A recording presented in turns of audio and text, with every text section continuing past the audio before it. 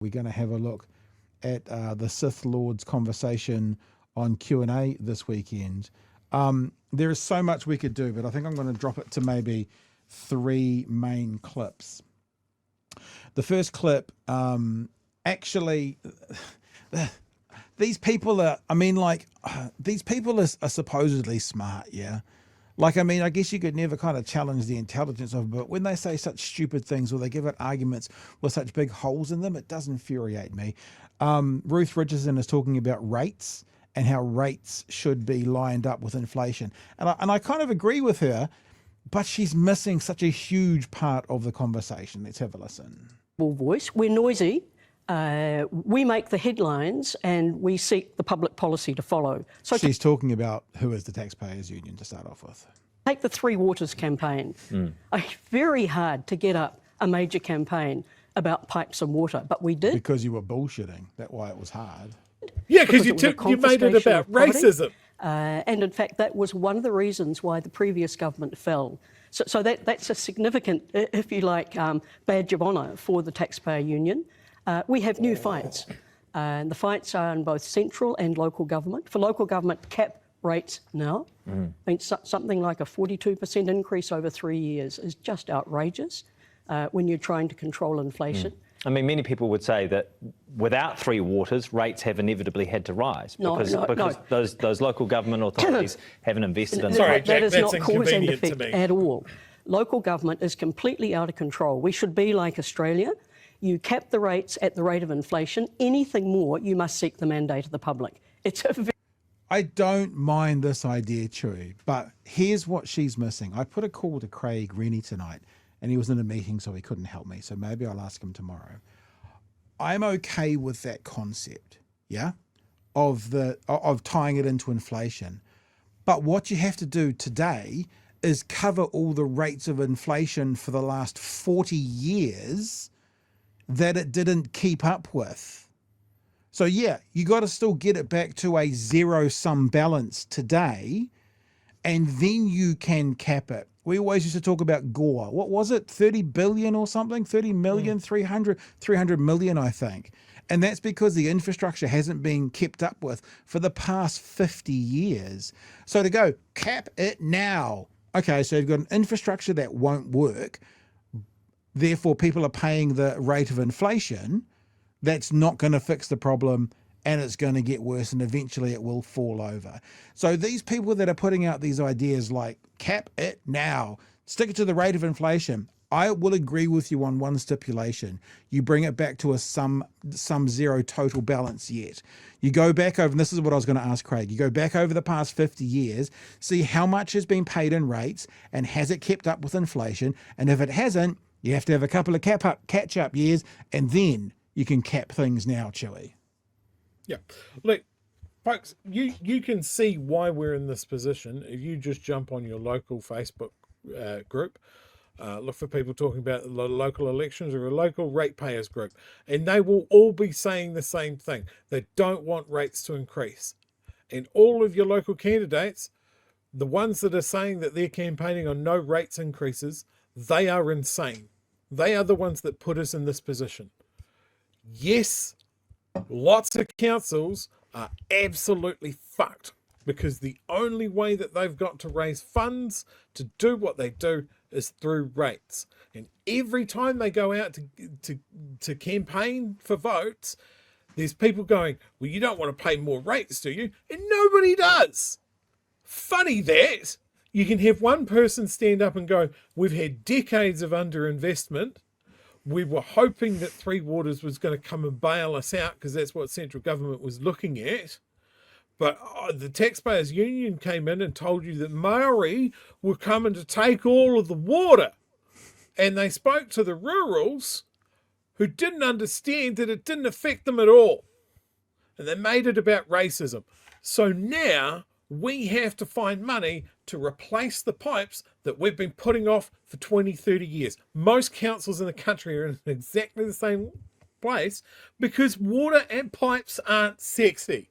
And you will see the same old blue rinse, grey-haired fucking people that go, councils just need to learn how to get their spending under control, and they should stop having nice things and playgrounds for kids, and they should just concentrate on the rubbish. And this is where we got. That's where it is. And it is groups that are often some ideological la-la land, like the fucking Taxpayers Union, which is not a union, have thrown not just a spanner in the works, but the whole fucking toolbox into the machinery of both local and national level politics. They have distilled everything down to, well, you don't want to pay more tax, do you? Without explaining what tax fucking does. This mystery that all of this money just disappears into inefficiency, because they know that every organisation has some inefficiency. Maybe we can just convince people that the entire government is inefficient. It's just batshit insane. And I urge you, local elections are coming up. Go to those ratepayer group meetings. Go to those debates and shout down anyone that is campaigning on the fact that they can hold back rates increases. Not a single one of them can, because they're part of a council and they all get in and then they find out, going, oh, fuck, I can't do anything about this at all. Rates are going up. They can't stop it. And remember, when the Christchurch earthquake happened, it was a national emergency, a national disaster. And the whole country paid for it. We all got behind it because it was a national disaster. I would propose that the pipes carrying the water that we're supposed to be able to drink safely in some parts of the country are also a natural disaster. Yet when a government comes out and goes, hey, we've got a way to fix this in your area, people vote against their own self-interest because bloody Maoris and nothing else. And now those councils have to go like Gore, oh, you know how you voters all turned down Three Waters? Basically, you voted it out because you didn't want it. Well, yeah, now your rates are tripling or whatever it's going to be. I think we worked it out once, Chewie, and it was something like $5,000 per ratepayer for the next 10 years on top of what they're already paying to get out of the hole. It was some unbelievable, untenable number to catch up to the money that Gore needed. And it's all because you guys decided not to go with the Three Waters option. You guys decided to kick out the last government, and because these guys were better. And guess what? They're not. They're not better. It feels a bit like, Chewie, I heard an interview over the weekend with Latinos for Trump. And guess what's happening to all the Latinos for Trump voters? Lots of faces getting eaten. They're all regretting their vote because a bunch of the people from Latinos for Trump and their family members are being picked up by ICE and deported. When someone tells you who they are, believe them the first time. Ruth Richardson is going to have a bit of a chat with us now about who National are. We told you before the election, believe them the first time. Chewie, you want to say something before the next clip?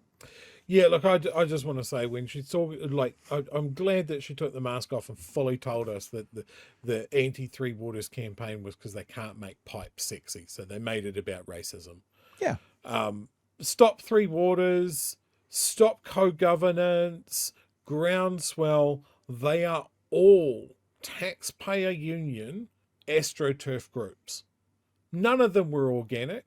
The fact that the rural sector jumped on the Stop Three Waters thing despite not being on town water supply, didn't affect them at all. Is just mental. It just, like, they're putting signs on their fucking farms that go, I'm an idiot and I don't know how shit works. Like, it was amazing that nobody knew how to push back against that. Labor didn't, and they paid the price for it. All right. I'm not quite sure what's happening in this freeze frame. I think she is officially a ventriloquist dummy right now. I think someone is actually controlling it, because that's what it looks like to me. Ruth Richardson gets into a really interesting conversation where she starts to absolutely sing the virtues and all the successes of the mother of all budgets. And Jack Tame goes, yeah, but what about the poverty? Oh. And then there was a pause. And then the conversation continues for a few minutes. Back in their box, as they should be. What about poverty? Well, the real poverty was New Zealand's if we had done nothing. If we had done nothing, then New Zealand would have most certainly faced the crisis that the Labour government did in the mid-80s. And in a crisis, the people who are hurt most are the poorest people, people on the bottom. So you decided to get in there first. Yeah, well, that's exactly what Jack's about I to do. can't let them get hurt. I'm going to hurt them. Well done, comrade. We agree. It's the vulnerable who you're going to hurt the most. Agreed. Oh, the poverty was of politics. The poverty was lack of political courage to deal with these issues. So there's the bumper stickers and shit that I was talking about before. The poverty was of politics. What are you talking about, you fucking moron? You puppets-headed woman. What are you on? Is this dementia? Jesus. So unemployment benefits were cut by 24%. I think the cuts to low-income households were greater in dollar terms than the savings from the top 20% of households. And have a look at this. This is a graphic we put together with the after-housing costs measure. That's a poverty measure. Oh, that measures pause that, Pat. Yeah, just, I mean, there we go. Explain it to us, but yeah. Can you notice a bit of an upswing there in the I paused it. Hang on a second. The housing a bit of an upswing there, just about there, around 1991, and children going into poverty. I wonder because the real poverty was the poverty of politics, Chewie. Don't look at this. The real poverty was the poverty of politics. Oh, the real poverty was the friends we made along the way. This is what I talk about this is what I'm thinking about when I talk about the psychic damage, the scars that this woman left on this country. We have never been able to get this back in the box. She unleashed it. I remember, I would have been 11, 12, somewhere around there when this budget came out. And I remember how it felt when people lost their benefits, when people were losing their jobs, it was exactly the same thing. She's right. The late 80s, the stock market crash, the fact that New Zealand was almost bankrupt after losing all of our farming markets and that sort of thing, which led to this dramatic decision to do neoliberalism. There were massive job cuts. Stop me if this sounds familiar. Massive job cuts. Many people going on to benefits because they had to, because the economy was fucked. And then Ruth Richardson sweeps in with an idea that the only reason the economy is not firing is because all of these blood-sucking leeches, these welfare queens and all of these people, these takers, they're just always taking, and you should watch your neighbours, and here's a hotline that you can call. They're the problem. She captured all of those people. But she actually says we've never got poverty rates back to where they were before she did this. That point is made by Jack Tame, and also she does actually go down the young people bludging sitting on the couch line as well. Literally, it's bumper stickers from the 1990s. Measure, that's a poverty measure that measures the number of kids living in low-income households. So this is from Stats New Zealand, and the different lines show the different levels of poverty. Bloody woke Stats New Zealand, Chewie. They're woke numbers. The top line is what they used to call inclusive poverty. The pink line down the bottom there, that's the poorest. That's what they called severe poverty. And you can see, though, there's a common trend in all these measures, right? Yes. There's a huge spike in 1991 and a spike that never corrects. That was you. Why is that? You did that. Did we all hear that? What he said, though? A spike that never corrects. So that's Jack to her. It's a spike that never corrects, which is exactly what you're saying, Chewie. There's a common trend in all these measures, right? There's a huge spike in 1991 and a spike that never corrects. Why is that? Look, the spike that New Zealand had to deal with was debt and deficits. And there was no... And if that's how you dealt with it, what you're saying is we dealt with it off the backs of the poorest and most vulnerable. Again, Chewie, sound familiar? I just want to go back for a sec because Sounds super familiar. You know what's interesting? Even though it never corrects, it was a pretty big downward spike here in about 2006, 2007. Can you just remind me who was in government then with that big downward spike? The one time it did start trending down, was it still Ruth Richardson in power around then? Oh, that was not, thankfully. I think it was Auntie Helen. So. It's never corrected other than starting to correct under a Labor government. And then guess what National did? They took it back up. And since then, again, never corrected. That never corrects. Why is that? Look, the spike that New Zealand had to deal with was debt and deficits. And there was no shrinking that responsibility, because if I was part of a government that looked the other way, we would have condemned the country to generalised poverty. If you look at the unemployment benefit, this government... So we had to sacrifice a few. Just think about the conversation we just heard from Jacinda, right? This person is saying, yep, we had to throw some under the bus for the good of us all. Jacinda's just spent that podcast saying, we refuse to throw the most vulnerable under the bus. We couldn't do that. We tried to help everyone. This haunted puppet, is the one who's saying, yep, some had to be burdened, but it was best for the rest of us, especially of those living up the top, going to Canada for ski holidays for our wedding anniversaries. Government has just taken the same step. It is not morally right for young people to be better off sitting on a couch on a benefit than in the workforce. And yet that was the position that we dealt with. Hang on.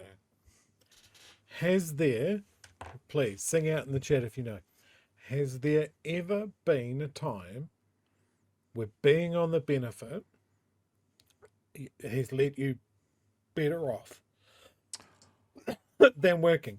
Oh, Chewie, it's interesting you should ask, because here is a young person sitting on a job seeker right now. Remember what she's just said? Better sitting on a couch.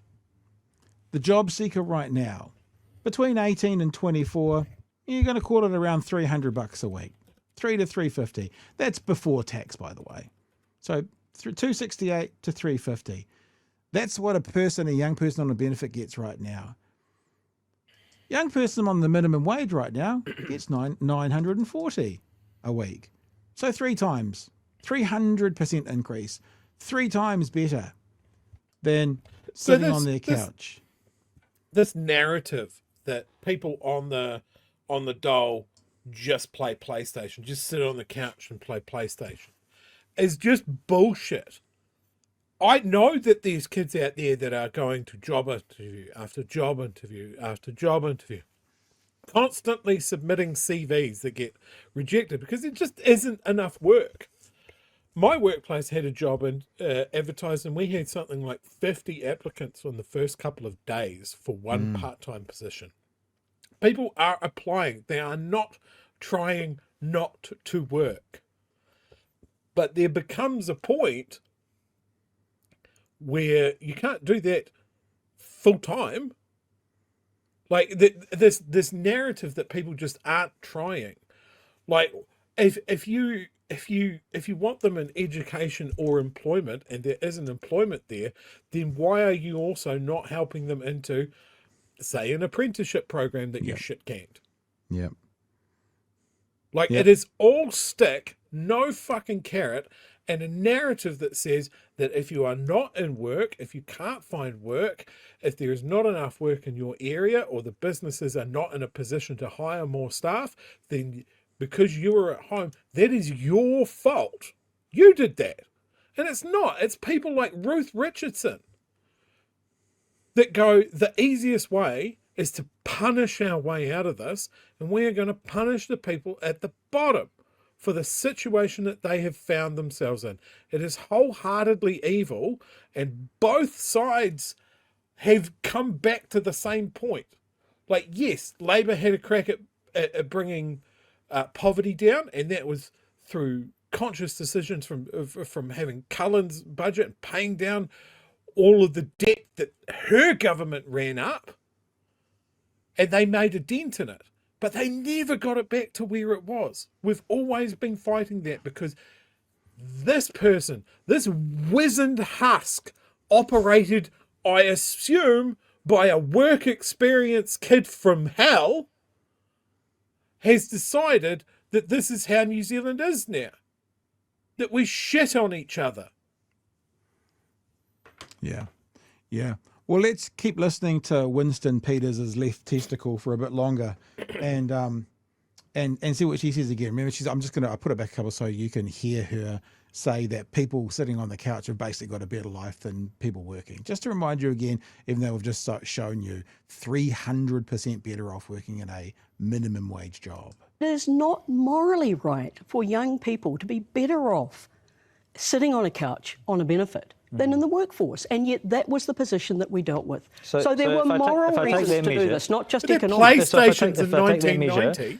In 1990, there were about 7% of kids in severe poverty households. Today, there are almost twice as many, 13.6. Well, like I say, that trend has never... You ready? Guess what she has learnt from Luxon?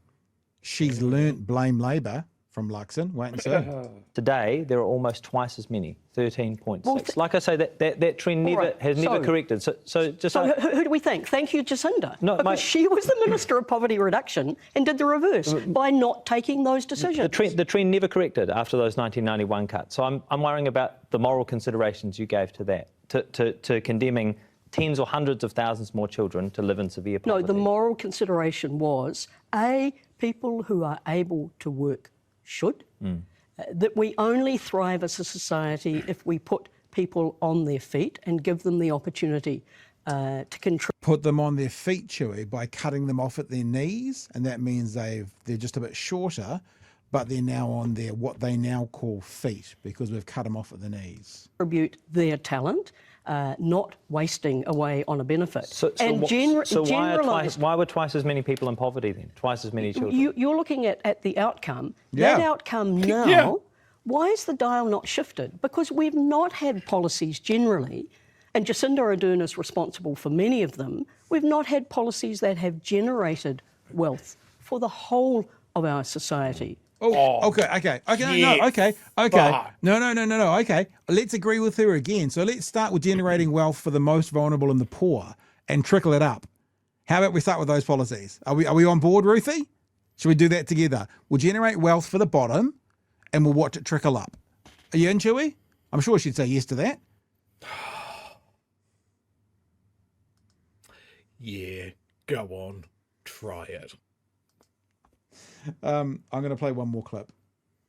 And this is another quite lovely piece of journalism by Jack Tame.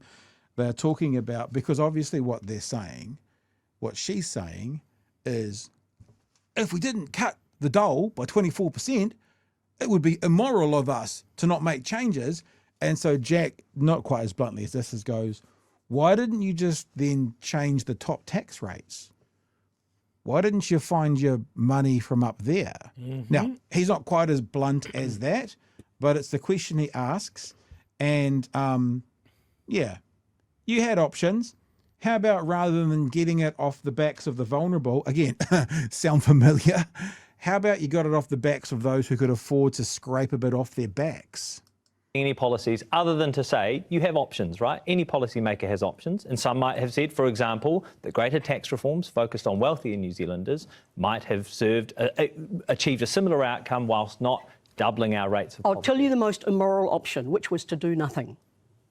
Oh. And nobody we took suggested our courage in that. our hands and nobody's saying do nothing. So Jack says, how about another option? And her response is, at least we did something. I've written down on one of the other clips as well, and it's not for this one, it's probably for the last one.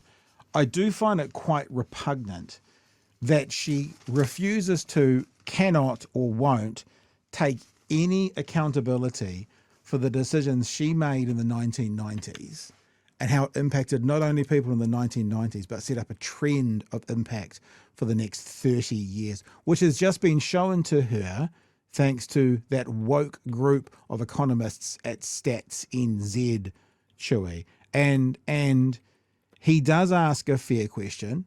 Why didn't you think about finding all this money off the backs of the rich? I've said it in a slightly different way. And she said, well, at least we tried something, Chewie. At least we tried something, even if it meant a cycle of poverty for twice as many kids today than there were back then. At least we tried something, so you can't hate us for that. I picked the option that meant less awkward conversations for me at the club. Yeah. Because if I went after the rich, people would try and talk to me about it. If I went after the poor, then I never had to worry about it ever again. The only time we had to worry about it was when I had to, my friend who owned 17 houses, their tenants struggled a bit more to pay their rent, but that was okay. We got past that one. Like, this could have been a really interesting point of conversation for someone that was across economics and wasn't just wholly fucking driven by commands from down below. Like, this could have been, look, at the time, the thinking was that if we did this, this would happen, and then we'd just dealt with more poverty anyway, so we just thought we'd keep New Zealand businesses going.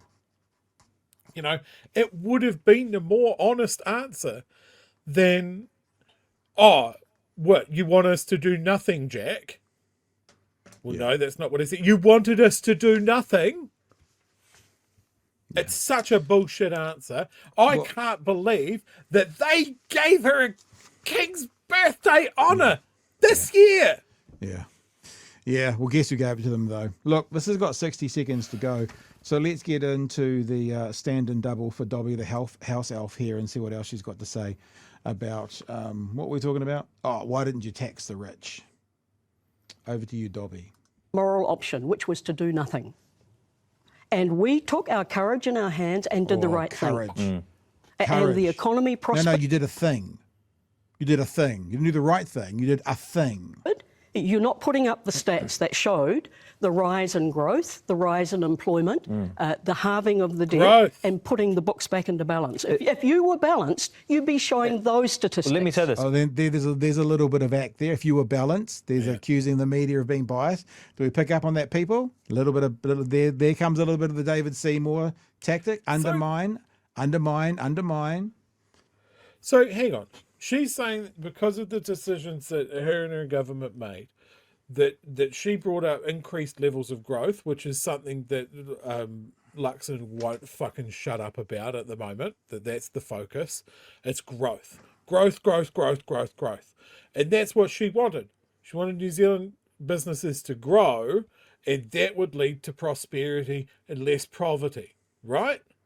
So we looked at the stats of how much poverty has improved. Growth doesn't solve poverty, clearly. So then why is our current government going back to the same poisoned well and saying, trust us, guys, it'll fucking work this time? This is what we're dealing with. All right, we'll try and get to the end of it with Mitch McConnell's twin sister here, and then see if we can wrap up. And putting the books back into balance. If you were balanced, you'd be showing those statistics. Well, let me say this. It's certainly true that you totally changed New Zealand's debt track. I think no one would dispute that, and I think people would agree. Well, yes, but at a significant cost. No, I mean, here we are 30 years on, and twice as many people by that severe poverty measure. Twice as many children are in severe poverty households. The significant cost would have been an unreformed economy. Nobody owes us a living. We're a fantastic little country. We've got to be edgy in our policy and in our politics. We've got to take decisions that many others won't. We've got to put public finances on a sound footing, as I endeavoured to do. Those are the big decisions that have a huge impact on the social and economic prospects of your society. So let me ask. Yeah, there you go. The other thing that you have to always think about with big decisions is... I've got big people doing big jobs and big portfolios. Yeah, that's the other part of it as well, though. Chewie, you've had a couple of epic rants that people have already been talking about in the chat. I feel like you want to wrap up with Ruth Richardson? I'll just throw you the balls. What else you want to mention? That was a great interview by Jack Tame. It's almost like she's not smart enough to realise the path he just led her down. So, anyway... Your sir. The fact that she refers to her actions as a badge of honor. Badge of honor. She perked up. That's the best part of the interview. It's a badge of honor that I did this. I would like her to do a speaking tour through every town hall in New Zealand and speak to the people that lived through those events that she describes as a badge of honor. Like, it crushed people. It broke families. It killed people. She hasn't reflected on that at all. Now, I keep on saying the economy is made of people. For her, the economy is made of numbers and graphs, and that's it. If you don't fit into her vision of what the economy is, which is pure, unfettered capitalism, which needs unemployment to work. It keeps wages low. People are afraid of being on that breadline that she cut 24%. And that's just the raw facts of how much she cut it. She did. They don't speak about how hard they made that for people to interact with the machinery of the government to get help. I mean, imagine just imagine the 24%, so a quarter. So if you're on the minimum wage right now, let's just call it $1,000. It's $940. Imagine someone coming along and going, "Yeah, you're now getting paid $750. That's it, $750. Just taking a quarter out." Think about the other things that happened around that time. State houses went on market rents. You know, so you get your benefit cut and your rent goes up. You're double fucked. Yeah. Badge of honor. You know, and I think this is the danger when people that don't remember their history vote. And it's concerning to me that we have learned nothing, or we have forgotten everything, because once again, Luxon is talking about growth is the solution. Thank you. Growth is the solution. That'll get us out of the trouble that we're in. It's been proven it does not work. Yeah. There have been things that this country has been through that have left long-term effects on our society. You know, the idea that we should have a welfare state, cradle to the grave. You know, that had massive effects on our demographics and how our society progressed. You had massive projects like Think Big, almost bankrupted the country, but we're still living off the products of those programs. And yet when we get to Ruth Richardson, like, we should be treating her physical form and her legacy like some countries treat nuclear waste. It should be encased in something that we should write, something that there is absolutely no honor in this place, and we should bury her under a fucking mountain. Like, I cannot believe, like, the fact that it's this year that they decided to give her a King's Birthday honor. Like, everybody, every government up until now, National and Labour, none of them have thought in 30 years that now is a good time to give Ruth Richardson an award.